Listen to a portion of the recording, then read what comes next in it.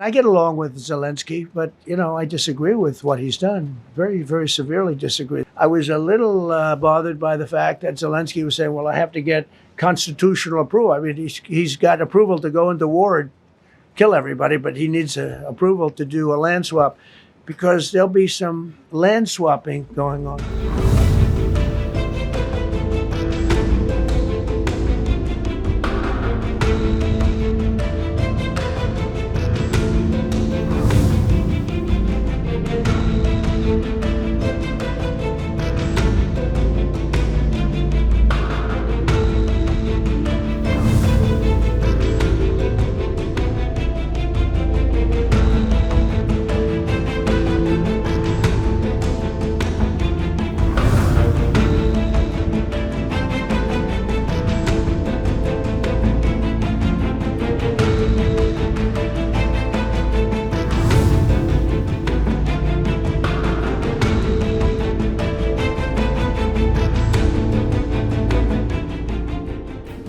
You have to understand, this is a war that should have never happened. This is a war that wouldn't have happened if I were president. It would have never happened. It was the apple of his eye. I got along very well with President Putin. But if you look, under President Bush, they took a lot of territory. Under President Obama, they took a lot of territory. Under Biden, they essentially took the whole thing. It's just a question of time. Under Trump, you know what they took? Nothing. I was the one that said, you can't build your pipeline. That was half built. I came in, I stopped the pipeline. It's called Nord Stream 2. Nobody knows that, Nobody ever heard of Nord Stream 2. You might have not even heard it. Biggest pipeline in the world. I stopped it. I was not a friend of Russia, but I got along well with Putin. It's always good to get along with other countries if possible, but that doesn't mean you roll over like Biden did. Biden came in and he immediately approved the pipeline. I couldn't believe it. Then they say Trump wasn't tough on Russia. I wasn't tough. I was the toughest. Putin said, if you're not tough, I would hate like hell to see you visit. I stopped the biggest economic development job, the biggest job that Russia had ever built. I stopped it. It was dead. And this low IQ president came in and he let them build a pipeline and supply oil and gas all over Europe, So this is really a feel-out meeting a little bit. And President Putin invited me to get involved. He wants to get involved. I believe he wants to get it over with. Now, I've said that a few times, and I've been disappointed because I'd have like a great call with him, and then missiles would be lobbed into Kiev or some other place, and you'd have 60 people laying on a road dying. I said, that's cold. But it's a violent war. 5,000 to 7,000 people a week are dying. And there's nobody from here. They're all Russian and Ukrainian people and some people from the cities, much smaller number, but still those missiles do damage and they kill a lot of people, but mostly soldiers. And they're young soldiers, although in the case of Ukraine, they're getting much older. They're drafting 60-year-olds now. It's a terrible thing to witness, and I think I have an obligation. Look, this is Joe Biden's war. This is not my war. I made a deal with NATO a month ago. You covered it very accurately, actually. We don't pay anything anymore. We're not paying anything. They are buying things from us, and NATO is paying us. I got it raised from 2% of GDP to 5%, and they're paying us for everything that we send. We're not paying. But Biden approved $350 billion. Europe has spent $100 billion.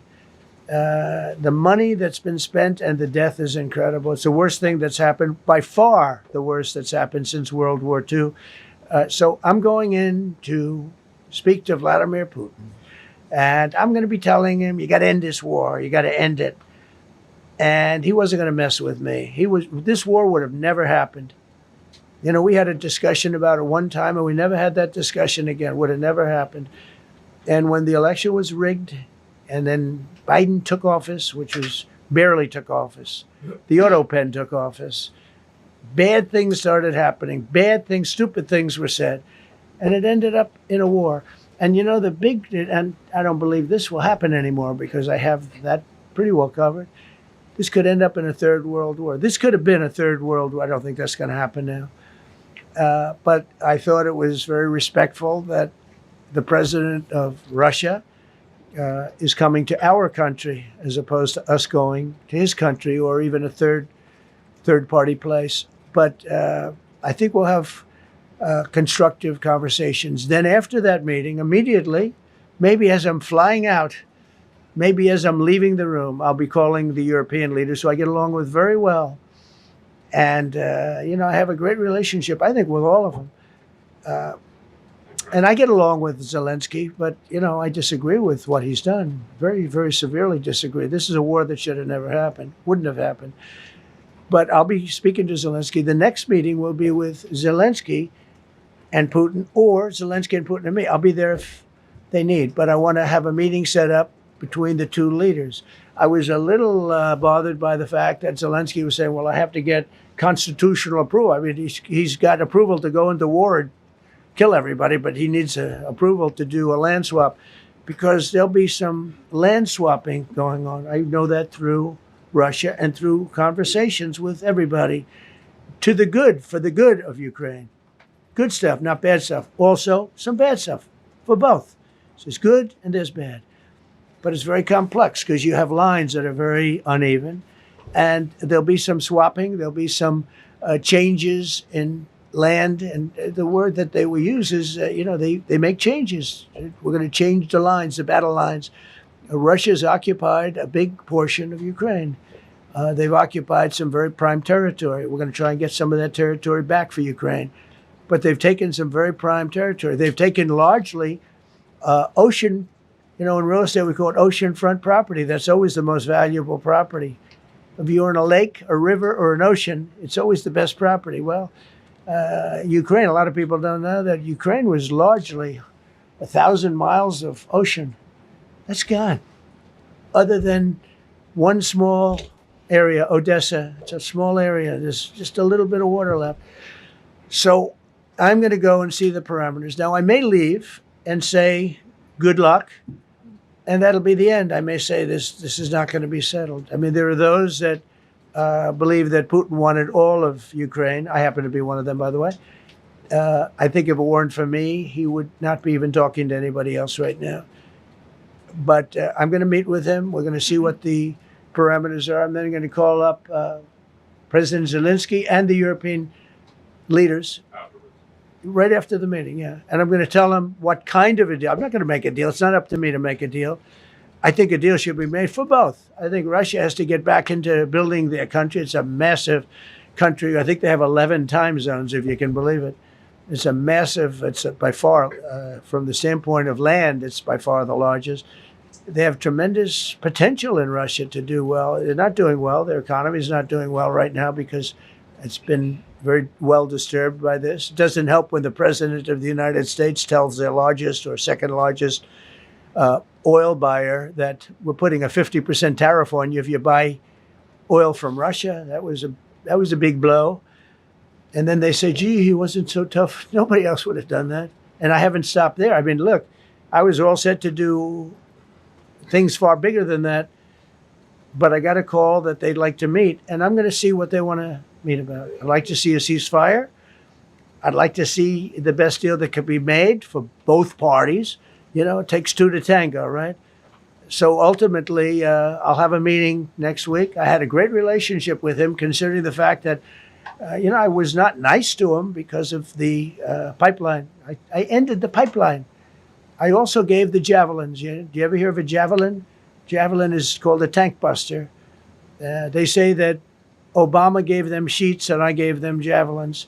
If it weren't for me, all those tanks that were destroyed at the first days of the war because the tanks got stuck in the mud, some commander made a better they would have been in Kiev in 4 hours going down the highway. But a Russian general made a brilliant decision to go through the farmland instead. And they just had torrential rains, and the rains were so bad, and it was mud, and those tanks got stuck in the mud. I don't know who that general is, but knowing Vladimir, he's probably not around any longer because all those tanks were stuck in the mud, and they went along with the javelins.